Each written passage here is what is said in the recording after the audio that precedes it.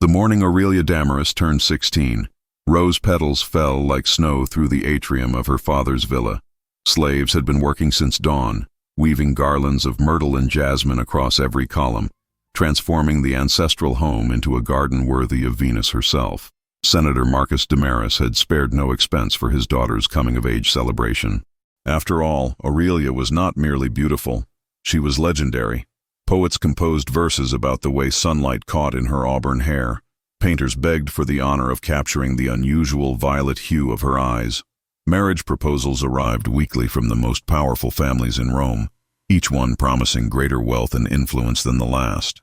But Aurelia felt only dread, as her handmaiden Cassia fastened the final clasp of her ceremonial stola.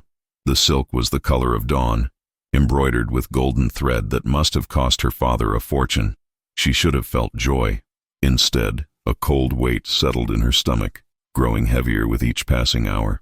"You look like Diana herself," Cassia whispered, adjusting the delicate diadem that crowned Aurelia's elaborate curls. "Every man in Rome will fall at your feet tonight." Aurelia managed a weak smile. Not every man. The words were barely audible, but Cassia understood. They both knew who would be watching most carefully tonight, not with admiration, but with something far more dangerous. Lucretia. Her stepmother had arrived at the villa 3 years ago, carried through the gates in a golden litter like a queen claiming conquered territory. Senator Damaris had been a widower for 5 years when he met her at the Temple of Venus, where she served as a high priestess. The marriage had been swift, almost suspiciously so. Lucretia was beautiful in a way that made people uncomfortable.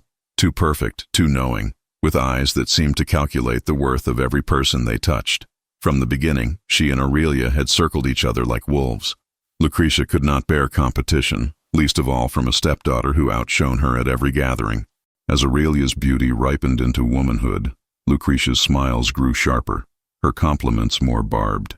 "Your mother's features are so delicate," she would say, loud enough for others to hear. "A pity they won't last. Beauty like that always fades early." The celebration began at sunset. The villa blazed with 1,000 oil lamps, and the finest families in Rome crowded into the gardens. Musicians played lyres and flutes while acrobats performed impossible feats. Wine flowed freely, mixed with honey and spices imported from the east. Aurelia moved through the crowd in a daze, accepting congratulations and deflecting marriage proposals with practiced grace. Senator Damaris beamed with pride, his arm around Lucretia's waist. "My daughter," he announced to anyone who would listen. "The jewel of Rome." But Lucretia's smile never reached her eyes. As midnight approached, tradition demanded that Aurelia make an offering at the household shrine. She walked alone through the torch-lit corridors, her footsteps echoing against marble floors. The shrine occupied a small chamber decorated with frescoes depicting the family's ancestors. Fresh flowers adorned the altar, and the air was thick with incense. Aurelia knelt before the statue of her mother, whose marble face gazed down with eternal serenity. "Help me," she whispered. "I don't know what to do." Talking to the dead child, Aurelia spun around. Lucretia stood in the doorway, backlit by torchlight so that her face remained in shadow. She wore ceremonial robes from the temple, deep purple embroidered with silver crescents. In her hands, she carried a bronze mirror, its surface gleaming with an unnatural light. "The guests are wondering where you've gone," Lucretia said, stepping into the chamber. Her voice was honey over poison. "Your father sent me to find you. I was just finishing my prayers." "Of course you were. Such a dutiful daughter." Lucretia moved closer, her robes whispering against the floor. "Do you know what they're all saying out there? They're calling you the new Helen. They say your beauty could launch 1,000 ships, start 1,000 wars." Despite herself, Aurelia felt a flush of pleasure. "They exaggerate." "Do they?" Lucretia raised the mirror, angling it so that Aurelia could see her own reflection. "Look at yourself. Really look. What do you see?" Aurelia hesitated, then gazed into the polished bronze. She saw what she always saw, her mother's eyes, her father's strong cheekbones, the features that had brought her so much unwanted attention. "I see myself." "No." Lucretia's voice dropped to a whisper, and the air around them seemed to thicken. "You see a lie. You see the face that stole my husband's love, the face that makes him forget I exist, the face that turns every head, commands every room, demands every blessing that should be mine." The mirror's surface began to ripple like water. Aurelia tried to look away, but she couldn't move. Lucretia's free hand rose, fingers tracing symbols in the air, ancient gestures that made the lamplight flicker and dance. By Venus who granted me her sight, Lucretia intoned. By Proserpina who rules the unseen, by Hecate at the crossroads between worlds, I curse the beauty that wounds me. Let her see what I see. Let her wear the scars of my envy until she understands what it means to be invisible. The mirror flashed brilliant white. Pain exploded across Aurelia's face. Not physical agony, but something deeper, more fundamental. She screamed, hands flying to her cheeks, feeling for wounds that must surely be there. Her skin felt hot, then cold, then wrong in ways she couldn't articulate. When the light faded, Lucretia stood over her, the mirror dark and dormant once more. Now look, she commanded. Look and see the truth. Trembling, Aurelia raised her eyes to the mirror. The face staring back at her was a nightmare. Deep gashes crossed her cheeks, as if some great beast had raked claws across her skin. Burns bubbled along her jaw, angry and weeping. One eye sat higher than the other, the lid drooping grotesquely. Her lips were twisted, pulled into a permanent sneer that made her look monstrous, hateful. No, Aurelia breathed. No, no, no. She clawed at her face but felt only smooth skin beneath her fingers. Yet the mirror showed destruction, ruin, ugliness so profound it made her stomach turn. The curse lives in your perception, Lucretia said calmly, tucking the mirror into her robes. You alone will see what you've become. Others may still see beauty, but you will know the truth, that you are hideous, that you always were, that every compliment you've ever received was a lie told by people who pitied you. Change me back, Aurelia sobbed. Please, I'll do anything. Nothing can break this curse, Lucretia said, moving toward the door. Except time, perhaps. When your beauty finally fades naturally, when age takes what I've taken tonight, then maybe, you'll see clearly again. Until then, enjoy your celebration, stepdaughter. Try to smile for your guests. Though I warn you, that face you're wearing now, it will haunt your dreams forever. She was gone before Aurelia could respond, leaving only the scent of temple incense and something darker, older, that made the air taste of copper and ash. Aurelia remained on the floor, hands pressed against her face, feeling the smoothness that contradicted everything the mirror had shown her. She could hear music and laughter from the gardens, could hear her father calling her name, could hear the celebration continuing as if the world hadn't just ended. Slowly she stood. The household shrine seemed to spin around her. She looked at her mother's statue, at that serene marble face, and felt something inside her crack completely. She couldn't go back out there, couldn't face those people with this ruined face, even if they couldn't see it. The thought of accepting compliments, of pretending to be the beautiful maiden they believed her to be while carrying this secret horror, it was unbearable. Aurelia fled through the servants' corridors, avoiding the guests, climbing the stairs to her chambers. Cassia was waiting there, ready to help her mistress prepare for the final ceremony of the evening. My lady, are you well? Don't look at me, Aurelia screamed, covering her face with her hands. Don't ever look at me again. Cassia stepped back, confusion and hurt warring on her features. I don't understand. Bring me a veil, Aurelia commanded, her voice breaking. The heaviest one you can find. And tell my father I'm ill. Tell him anything. But I will not go back down there. Not like this. Not ever. That night, while Rome celebrated below, Aurelia stood before her own bronze mirror in the darkness of her chamber. She lifted a corner of the veil she'd wrapped around her head, peeking at her reflection with one terrified eye. The monster stared back, and Aurelia understood, with a certainty that felt like drowning, that the girl she'd been that morning was gone forever. Whatever creature wore her name now, whatever cursed thing lived behind this veil, it was no longer Rome's most beautiful maiden. It was something Rome would learn to fear. 3 years passed, like a slow death. Aurelia became a ghost in her father's house, drifting through corridors wrapped in veils of increasing thickness. At first, Senator Damaris had raged against her sudden transformation, demanding explanations she couldn't give. How could she tell him that his wife had cursed her, that she saw a monster every time she glimpsed her reflection? He would think her mad, or worse, ungrateful for the life he'd provided. So she claimed a disfiguring illness instead, a plague picked up from the market, she said, that left her face scarred beyond recognition. The lie was easier than the truth, and eventually her father stopped asking. He stopped visiting her chambers altogether.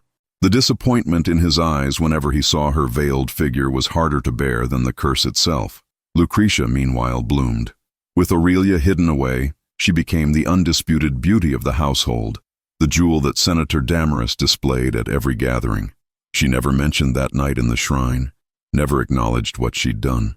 Sometimes Aurelia would catch her stepmother watching her from across a room, a small smile playing at her lips, and the message was clear. I won. Cassia remained loyal, though even she had stopped trying to see beneath the veil. The handmaiden brought meals, helped Aurelia dress in increasingly somber clothing, and pretended not to hear the crying that came from her mistress's chambers late at night. The Festival of Masks begins tomorrow, Cassia mentioned one morning as she braided Aurelia's hair. One of the few tasks that didn't require removing the veil. The whole city will celebrate for 3 days. Your father wants the household to attend. Aurelia's hands clenched in her lap. I won't go. He specifically requested your presence, my lady. He said it's been too long since you've left these walls. And let all of Rome see what I've become? Never. Cassia set down the comb with unusual force. Forgive me for speaking plainly, but no one will see anything. That's the entire point of the festival. Everyone wears masks. Slaves and senators alike. For 3 days, all of Rome becomes anonymous. You could walk the streets and no one would know you from a kitchen maid. The words hung in the air between them. Aurelia turned slowly, trying to read Cassia's expression through the heavy fabric of her veil. You're saying I could hide in plain sight? I'm saying you could stop hiding altogether, if only for a little while. Cassia knelt beside her mistress, voice softening. My lady, I've watched you wither in this house like a flower without sun. You're 20 years old, and you've forgotten what it means to live. The festival is chaos and music and freedom. Just this once, couldn't you let yourself breathe? Aurelia wanted to refuse. The thought of venturing into crowded streets, even masked, made her stomach twist with anxiety. But something else stirred beneath the fear. Something she'd thought Lucretia's curse had killed 3 years ago. Curiosity, longing, the faintest ember of who she used to be. If I agree, she said carefully, I choose my own mask, and no one, not my father, not Lucretia, not even you, will know which mask is mine. Cassia's face broke into the first genuine smile Aurelia had seen in months. Done. The Festival of Masks transformed Rome into a fever dream. Colored lanterns hung from every balcony, casting rainbow shadows across ancient marble. Music poured from open doorways, drums and flutes and voices raised in songs both sacred and profane. The streets teemed with masked figures in costumes ranging from simple cloth wrappings to elaborate constructions of feathers, jewels, and precious metals. Aurelia moved through the crowd like a woman learning to walk again. She'd chosen a silver mask that covered her entire face, smooth and featureless except for eye holes and a small opening for her mouth. Over her usual veils, she wore a simple white stola that could belong to anyone. In the sea of masks, she was invisible, and for the first time in 3 years, that anonymity felt like freedom rather than shame. The Damaris household had scattered upon entering the festivities. Senator Damaris disappeared toward the forum with his political allies, while Lucretia held court near the Temple of Venus, surrounded by admirers. Cassia had melted into the crowd with other servants, leaving Aurelia truly alone for the first time since the curse. She wandered without direction, letting the celebration carry her through districts she'd only seen from litter windows. Street performers juggled fire while acrobats formed human towers. Vendors sold honeyed wine and roasted meat, the smells mingling with incense from household shrines. Children darted between adults' legs, shrieking with laughter, their small masks sliding askew. Aurelia bought a cup of wine with hidden coins, then found a quiet corner near the Colosseum to drink it. The massive amphitheater loomed above her, dark against the twilight sky. She'd never attended the games. Her mother had found them barbaric. Shouts erupted from a nearby alley. The crowd scattered as 4 Praetorian guards emerged, dragging a bloodied man between them. Aurelia should have looked away, should have returned to the safety of the crowd, but something made her move closer. The guards had pushed their captive against a wall, one pressing a blade to his throat. They were arguing about money. The wounded man had apparently witnessed something involving a Praetorian captain and a senator's wife. Now they were deciding how permanently to silence him. Let him go. A man in a bronze lion mask stepped from the shadows, his voice carrying absolute authority. He was tall, broad-shouldered, with scars marking his exposed arms, the kind earned through combat. The guards turned, hands moving to weapons. The one with the blade laughed. "And who are you to give orders?" "Someone who doesn't like murder disguised as justice." "Careful, gladiator. We know your mask. Lucian Varro, the Emperor's champion.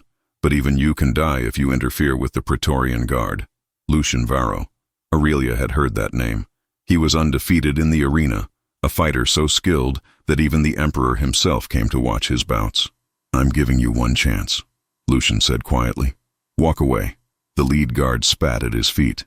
"Make us." The fight was brutal and swift. Lucian moved like controlled violence, each strike precise. He disarmed the first guard, drove an elbow into the second's temple, swept the third's legs.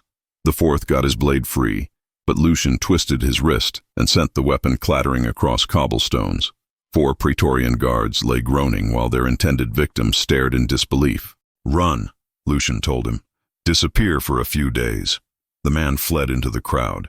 Lucian turned to retrieve a fallen gladius and froze.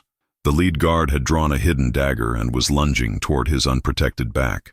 Aurelia moved without thinking. She grabbed a fallen torch and swung with all her strength, catching the guard across his head. He dropped like a stone. Silence filled the alley. Lucian stared at her, his lion mask reflecting firelight. "You didn't have to do that," he said finally. "You were about to die." "I've been about to die 100 times.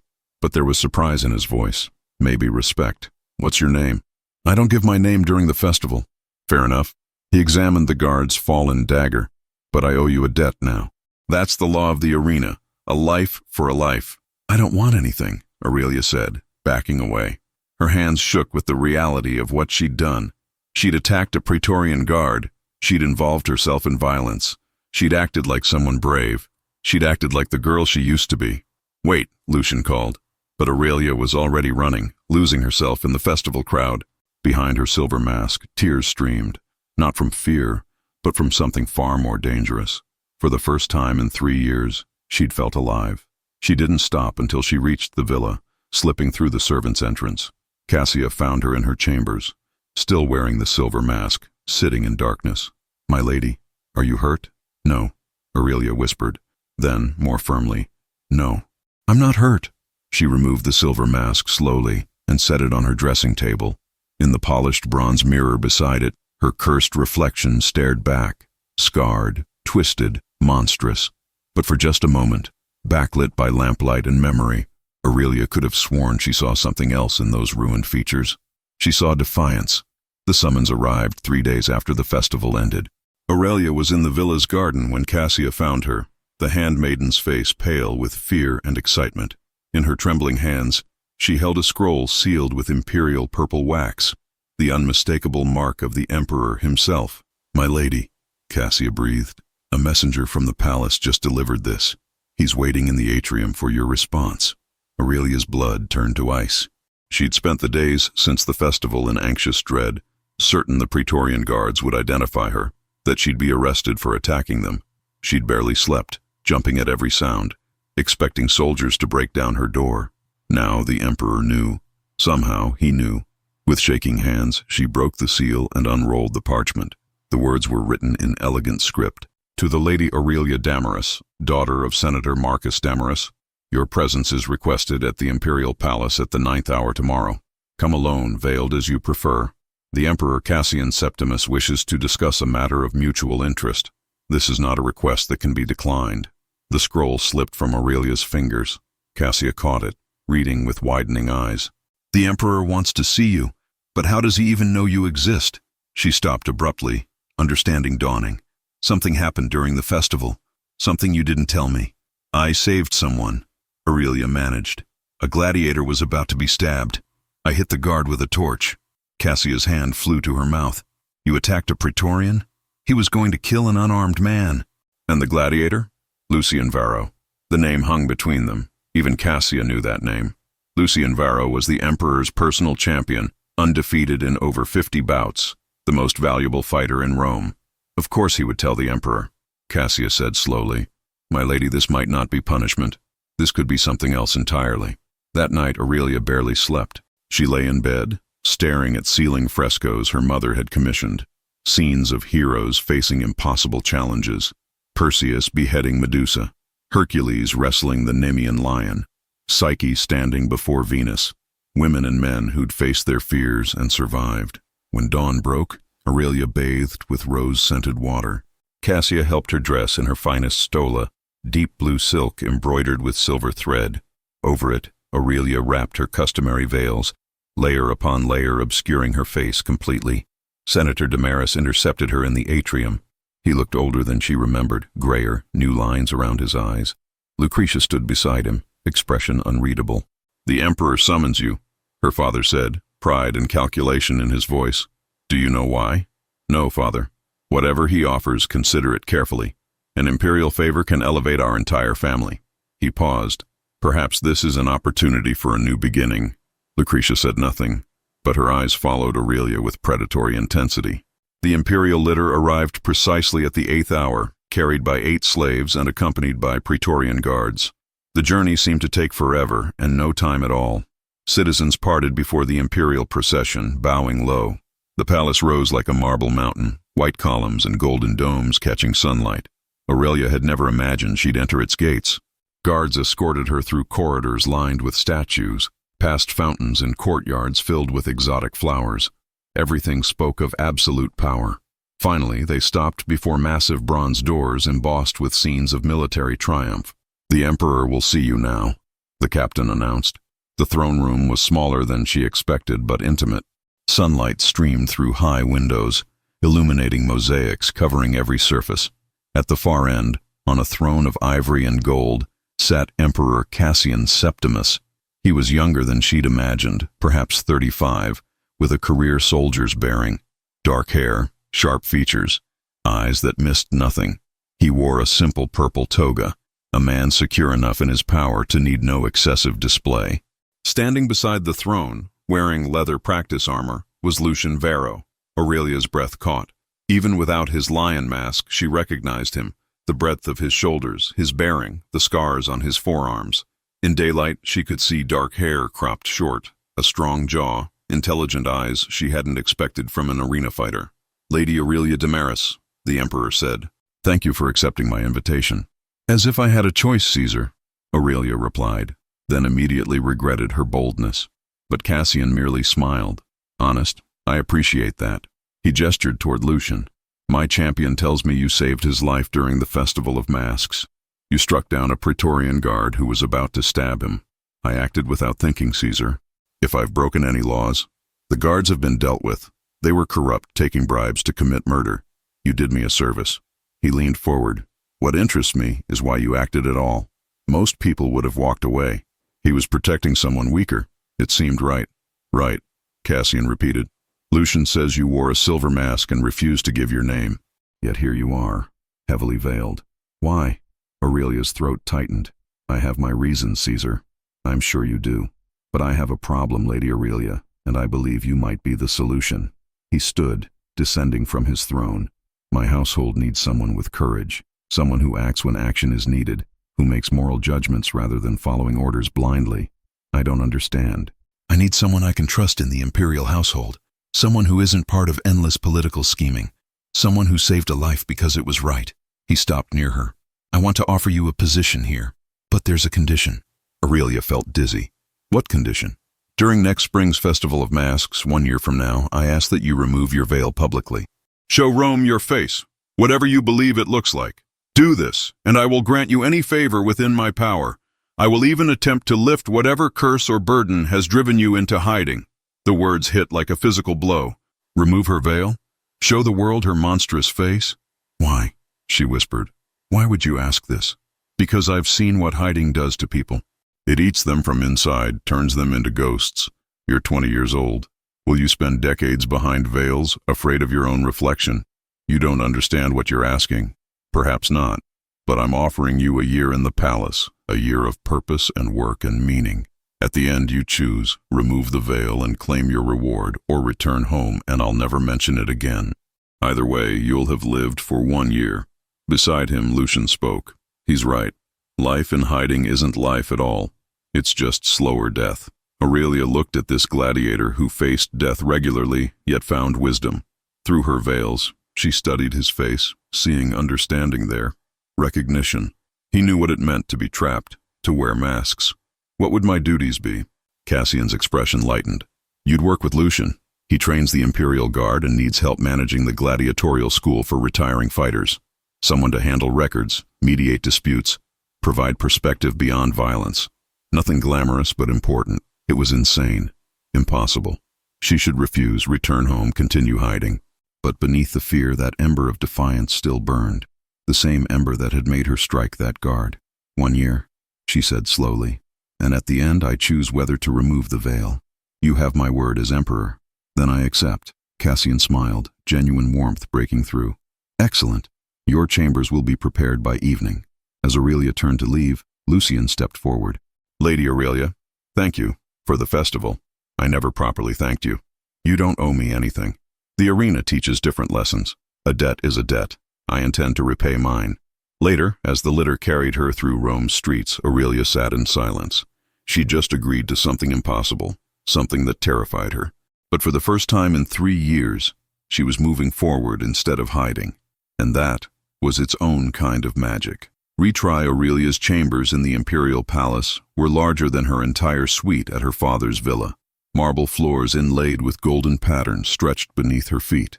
Silk curtains the color of midnight hung from windows that overlooked the palace gardens. A bed carved from cedar and draped in linens softer than clouds dominated one wall. It was luxury beyond anything she'd known, and it felt like a gilded cage. She'd been in the palace for 2 weeks, and the routine had become familiar. Each morning, she rose before dawn and made her way to the gladiatorial school, a complex of training yards, barracks, and administrative buildings tucked behind the palace proper. There, wrapped in her veils, she managed records, settled disputes between fighters, and helped Lucian coordinate training schedules for both active gladiators and the Imperial Guard. The work was exhausting and strangely liberating. For the first time in 3 years, she had purpose beyond simply existing. The fighters treated her with wary respect, perhaps because Lucian had made it clear that anyone who disrespected her would answer to him personally. They called her the Veiled Lady, and quickly learned that beneath the fabric, she possessed a sharp mind and sharper tongue. But it was Lucian himself who occupied most of her thoughts. He was nothing like she'd expected. Yes, he was a fighter, brutal and efficient when training, but between bouts he quoted philosophers, discussed politics with surprising insight, and treated everyone from the lowest slave to the emperor himself with the same measured respect. He never asked about her veils, never pressed her to reveal herself, yet somehow his presence made her feel less hidden. On this particular morning, Aurelia arrived at the training grounds to find chaos. 2 fighters were locked in combat outside the practice ring, truly trying to hurt each other while others shouted encouragement or placed hasty bets. Blood already stained the sand. Enough! Lucian's voice cut through the noise like a blade. He moved between the fighters with frightening speed, catching one's fist mid-swing and shoving the other backward. What's this about? He insulted my sister, one fighter snarled, a massive Gaul with braided hair and murder in his eyes. Called her a whore. Your sister is a whore, the other spat back, a wiry African with scars crisscrossing his chest. Everyone knows she works the taverns by the Forum. The Gaul lunged again, but Lucian held him back with one arm. Marcus, you know the rules. Personal disputes don't get settled with violence outside the arena. Then let us settle it inside the arena.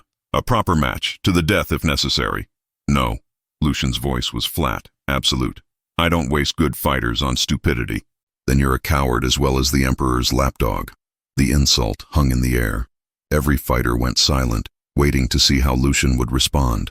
Aurelia had seen him angry before, cold, controlled fury that made experienced warriors step back.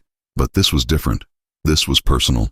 One more word, Lucian said quietly, and you'll fight me instead. Not to the death. Just until you remember your place. The Gaul paled slightly but held his ground. You think because you're undefeated, you're untouchable? One day someone will put you in the sand, Varro. Maybe it should be me. Before Lucian could respond, Aurelia stepped forward. Her heart hammered, but her voice was steady. Marcus, isn't it? The fighter from Gaul who won his freedom after 20 victories? The big man turned to her, surprise replacing anger. Yes, lady, that's me. And you, Quintus from Carthage. 17 victories. Freed after saving a senator's son during a riot. She'd memorized all their records, every fighter in the school. Both of you earned your freedom through courage and skill. Both of you chose to stay here and train others rather than simply walking away. That speaks to honor. He insulted my family, Marcus muttered, but some of the heat had left his voice. And you insulted his sister's livelihood, Aurelia replied. A woman doing what she must to survive in this city. Is that really worth dying over? Worth killing over?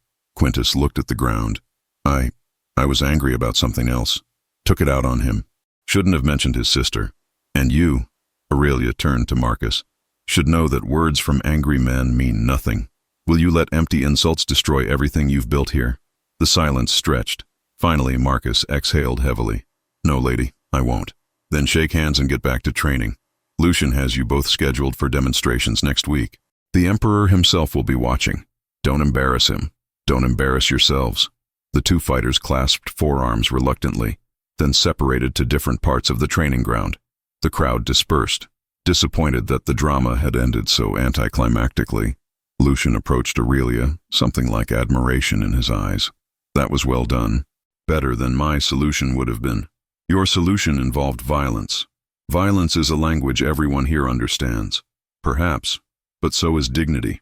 Aurelia turned toward the administrative building, needing distance from his penetrating gaze. I should review the supply requests. We're running low on practice weapons again. Wait. Lucian caught her arm gently, then immediately released it as if realizing the impropriety. I wanted to ask you something. About the festival. When you saved me. Aurelia's stomach tightened. What about it? You moved without hesitation. No fear, no calculation. Just action. He paused, choosing his words carefully.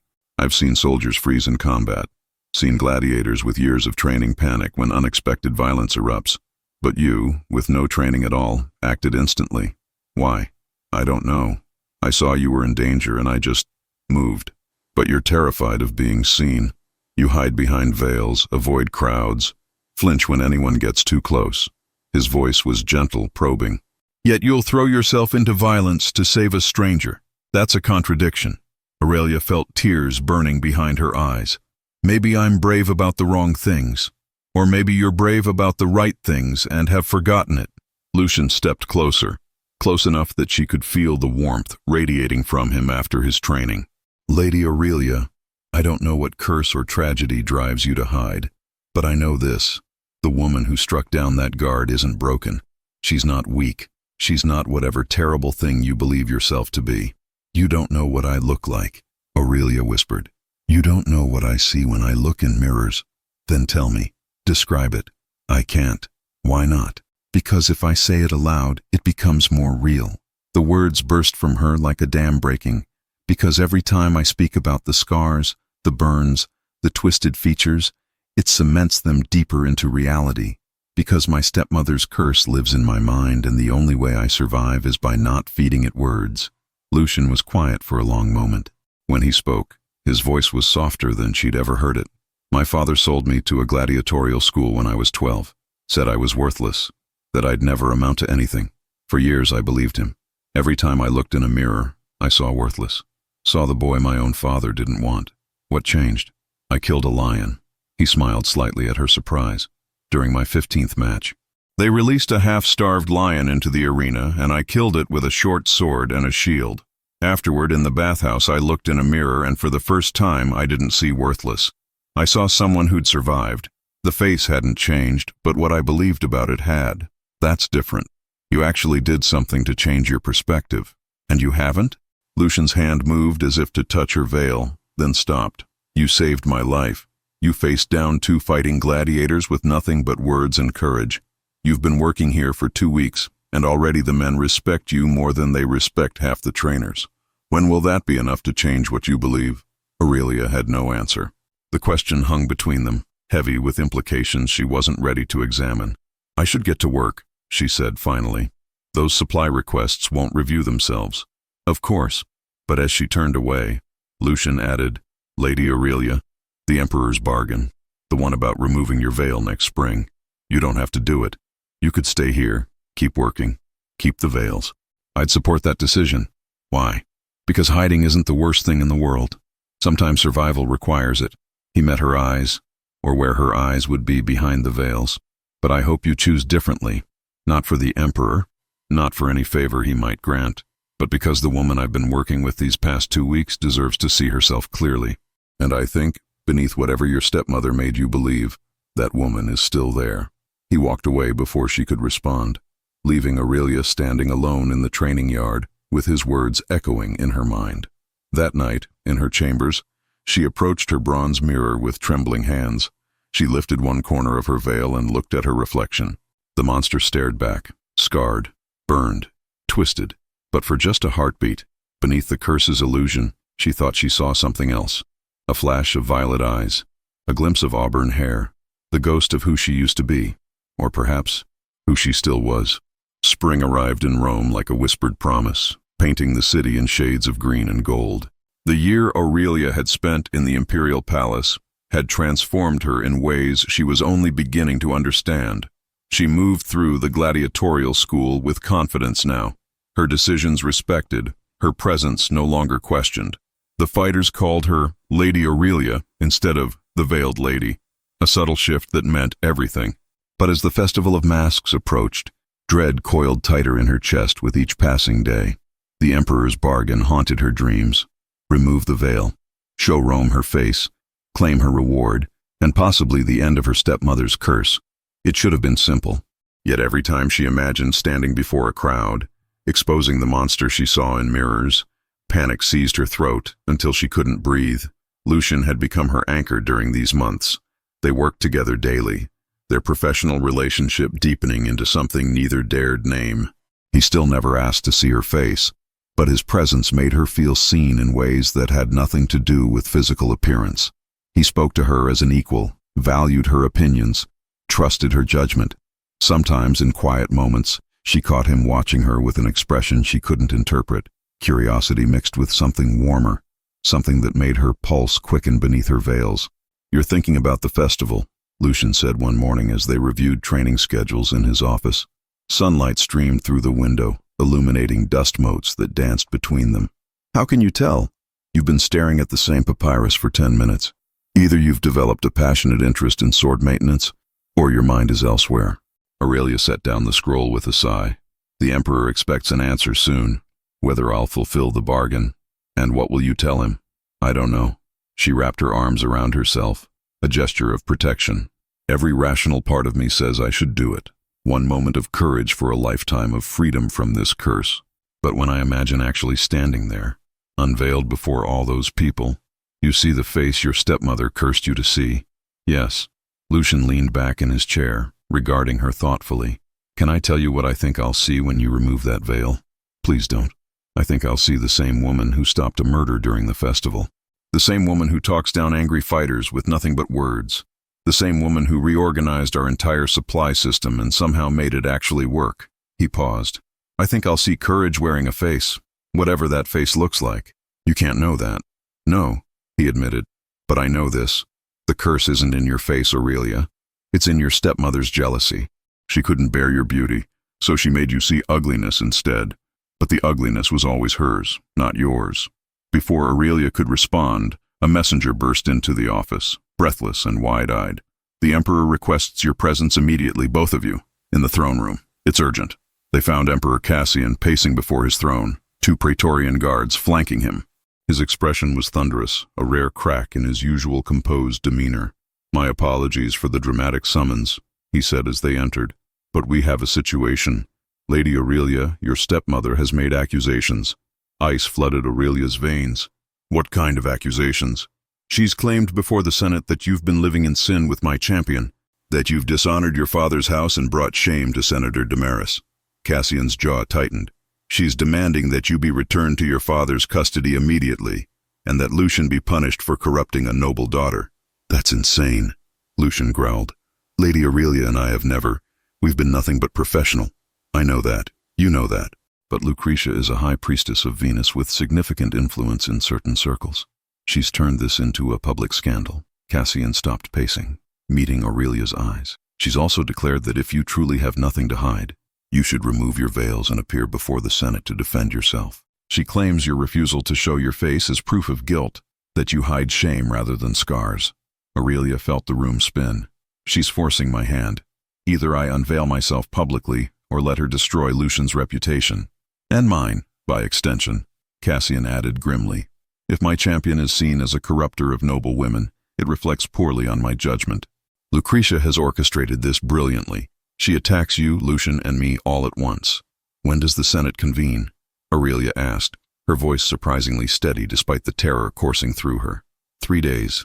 During the Festival of Masks, actually. She's timed it perfectly. The city will be full of visitors, the scandal will spread quickly, and the irony of you being judged during a festival about masks won't be lost on anyone. Lucian moved closer to Aurelia, his presence protective. There has to be another way. We can provide witnesses, documentation of Lady Aurelia's work here. It won't matter, Aurelia interrupted. Lucretia doesn't care about truth. She wants me humiliated. She wants me to either hide forever or expose myself to ridicule. She looked at Cassian. If I refuse to appear, what happens? The accusations stand unchallenged. Your reputation is destroyed. Your father's political position weakens, and I lose face for harboring you. Lucretia wins completely. And if I appear veiled? She'll claim you're hiding guilt. The Senate will likely rule in her favor simply because you refuse to show your face. The trap was perfect. 3 years ago, Lucretia had cursed Aurelia's beauty. Now she was weaponizing that curse to destroy everything Aurelia had built. The stepmother's jealousy had evolved into something darker, more calculated. Then I'll do it, Aurelia said quietly. I'll appear before the Senate. I'll remove my veil. Aurelia, no, Lucian started. What choice do I have? She turned to him, wishing he could see the tears forming behind her veils. If I hide, she wins. If I run, she wins. The only way forward is through. But you're not ready. You said yourself, I'll never be ready. The words came out sharper than intended. Don't you understand? There's no magical moment when I'll suddenly have enough courage. There's just this, a choice between cowardice and terror, and I choose terror because at least it's a choice I'm making. Cassian watched them both with an unreadable expression. Lady Aurelia, if you do this, I will honor my original bargain. Any favor within my power will be yours, including attempting to break your stepmother's curse. Will it even matter? Once they see what I've become, once Rome sees the monster? Stop. Lucian's hand found hers, warm and solid. Whatever they see, whatever you think they'll see, you won't face it alone. I'll be there. The Emperor will be there. And if anyone dares to mock you, they'll answer to me. Lucian, you can't fight the entire Senate. Watch me. Despite everything, Aurelia almost smiled. You're insane. Probably. But I mean it. Whatever happens in 3 days, you don't face it alone. The next 3 days passed in a blur of preparation and mounting dread. Aurelia spent hours with Cassia, who'd been summoned from Senator Damaris's household to help her mistress prepare. The handmaiden cried when she saw Aurelia's chambers, overwhelmed by both the luxury and the situation. Your stepmother has gone too far this time, Cassia said as she helped Aurelia select a stola for the Senate appearance. Accusing you of dishonor when she's the one who destroyed your life. She's brilliant, actually, Aurelia replied hollowly. She's turned my own shame into a weapon. If I'd been braver 3 years ago, if I'd told my father the truth about her curse, maybe things would be different. You were 16 and terrified. You can't blame yourself. But Aurelia did blame herself. For hiding, for letting fear rule her life, for wasting 3 years behind veils when she could have been fighting back. On the morning of the Senate appearance, Aurelia dressed in white, the color of innocence and truth. Cassia plaited her hair with silver threads, and over it all, Aurelia wrapped her veils one final time. She studied her reflection in the bronze mirror, seeing the familiar monster staring back. Whatever they see, she whispered to her reflection, I survived you. I survived 3 years of believing I was broken. That has to count for something. Lucian was waiting outside her chambers, dressed in formal armor that marked him as the Emperor's champion. He looked like a hero from legends, powerful and protective. Ready? He asked. No, but I'm going anyway. That's the definition of courage.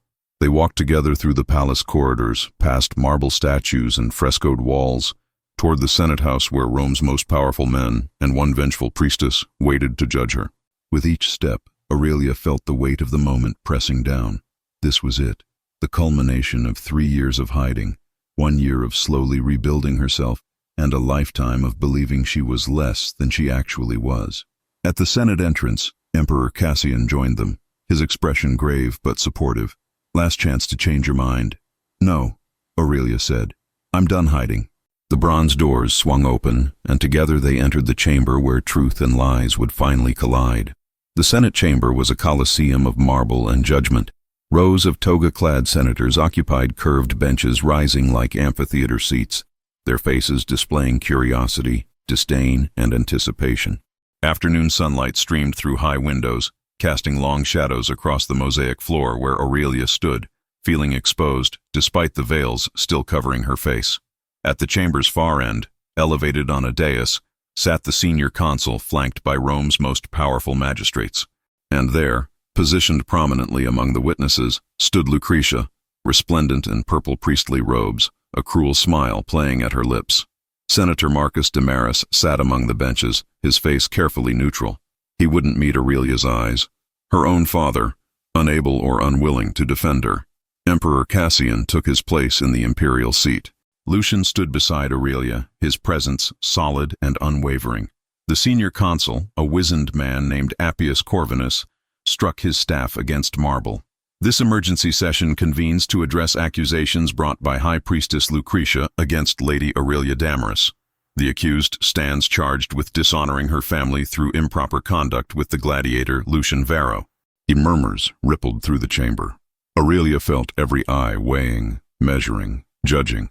High Priestess Lucretia, present your case, Corvinus commanded. Lucretia rose gracefully, movements calculated for maximum effect. Honored senators, I come with a heavy heart. My stepdaughter has brought shame upon the house of Damaris. For a year she has lived unchaperoned in the imperial palace, working daily alongside a gladiator, a man of violence and low birth. She hides her face not from disfigurement, but from guilt. That's a lie. Lucian's voice rang out, but Corvinus silenced him.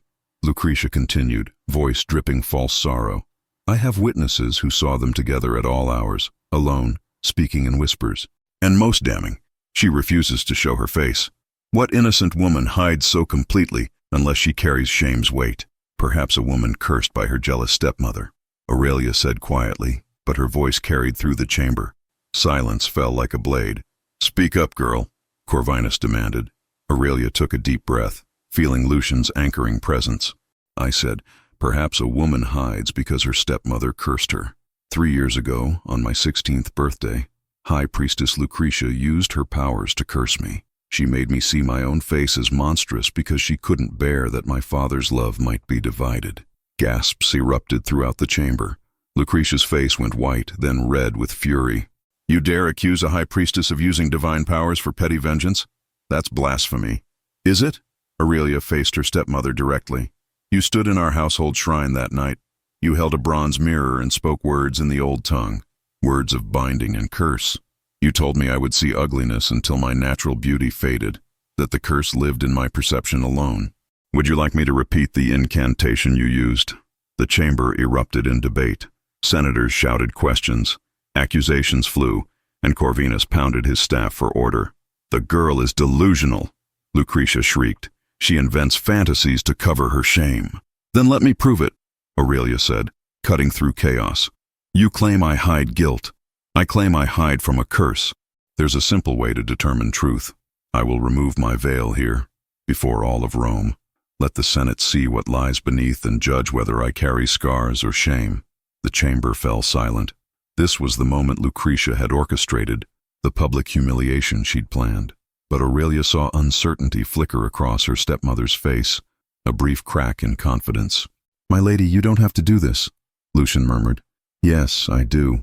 She turned to Emperor Cassian. Caesar, you offered me a bargain. 1 year of service in exchange for removing my veil during the festival. I've served faithfully. I claim my reward now. Witness this unveiling and grant me justice against the woman who cursed me. Cassian stood, imperial authority filling the chamber. I bear witness to this moment. Let no man say Lady Aurelia Damaris lacks courage. Let no man claim she hides from shame rather than wounds inflicted by another's jealousy. He looked directly at Lucretia, and let the high priestess consider what divine retribution awaits those who use sacred powers for profane purposes. Aurelia's hands trembled as she reached for her veils. 3 years of hiding. 3 years of believing herself monstrous. 3 years of letting Lucretia's jealousy define her reality. No more. She unwound the first layer of silk, letting it fall to marble. Then the second. Then the third. With each removed veil, she felt lighter, shedding not just fabric but fear itself. Lucian stood motionless, expression unreadable. Senators leaned forward, morbid curiosity on every face. Finally, only one veil remained, sheer fabric directly covering her skin. Aurelia closed her eyes, said a silent prayer to her mother's spirit, and pulled it away. The collective gasp that filled the chamber made her eyes snap open. But the sound wasn't horror. It was shock of an entirely different kind. "By Venus," someone whispered. "She's radiant." Aurelia's hands flew to her face, feeling for scars, burns, twisted features, but her fingers found only smooth skin, familiar contours. Confused, she looked toward a polished bronze shield held by a nearby guard, using it as mirror. The face staring back was her own. Not monstrous, not scarred. Her mother's violet eyes, her father's strong cheekbones, auburn hair catching sunlight. Beautiful in a way that made her breath catch, not from vanity, but because she was seeing herself clearly for the first time in 3 years. "No," Lucretia breathed, stumbling backward. "The curse you should still see." "See what, stepmother?" Aurelia turned to face her, letting every senator witness the confrontation. "See the monster you created in my mind, the ugliness that existed only in my perception." She stepped forward, and Lucretia retreated. "Your curse was perfect. It couldn't be broken by medicine or magic because it lived in my beliefs. I was my own prison warden." "Then how?" Lucretia's composure shattered. "How did you break it?" Aurelia glanced at Lucian, who stared at her with wonder and something deeper that made her heart race. "Someone taught me to see differently. Someone treated me as if I had value beyond my face. Someone helped me remember that courage and honor matter more than beauty." She looked back at Lucretia. "You cursed me to see ugliness." But what broke the curse wasn't seeing beauty again. It was learning that beauty never mattered as much as I thought. The Senate chamber erupted, but this time the tide had turned.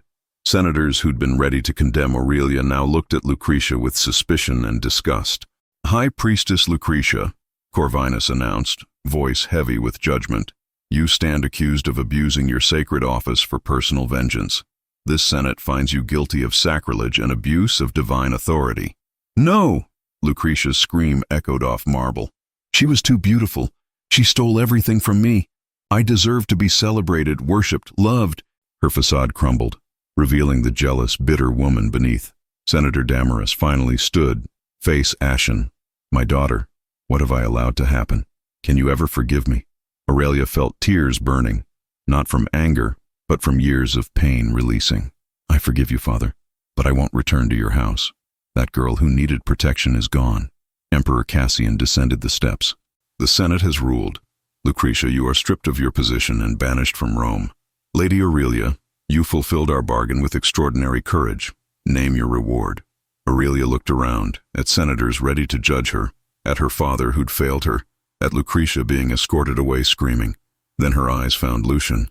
"I want freedom," she said. "Not from a curse, that's broken, but freedom to choose my own path. Freedom from expectations about what a noble daughter should be. I want to continue my work at the gladiatorial school." "Granted," Cassian said. "You shall have chambers in the palace, a stipend, and full authority over the school's administration." He paused, slight smile playing at his lips.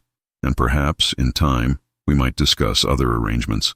Rome has seen beauty before, but rarely such courage." The implication was clear. Cassian was offering marriage, elevation to empress, ultimate power. But as Aurelia looked at Lucian, seeing hope war with resignation in his eyes, she realized something profound. She wasn't ready. She needed to discover who she was when truly free. "Caesar, your offer honors me, but I need to discover who I am beyond the curse. Before I can be anyone's partner, I need that freedom." Understanding flickered across Cassian's face. "The offer remains open. Until then, you have my friendship and protection." Lucian approached slowly. "You're beautiful, but I already knew that." "How?" "You never saw my face. I saw everything that mattered. I saw courage, kindness, someone who'd been broken and rebuilt herself stronger." He smiled. "The face is just confirmation." That evening, as Rome celebrated the Festival of Masks, Aurelia stood on her balcony looking over the city. She wore no veils now, just her own face. The banner of her discarded veil hung from her balcony, not as symbol of shame but as flag of victory. A reminder that curses could be broken, jealousy defeated, and real beauty came from souls that refused to surrender. She had faced her curse and changed Rome forever, but more importantly, she had changed herself.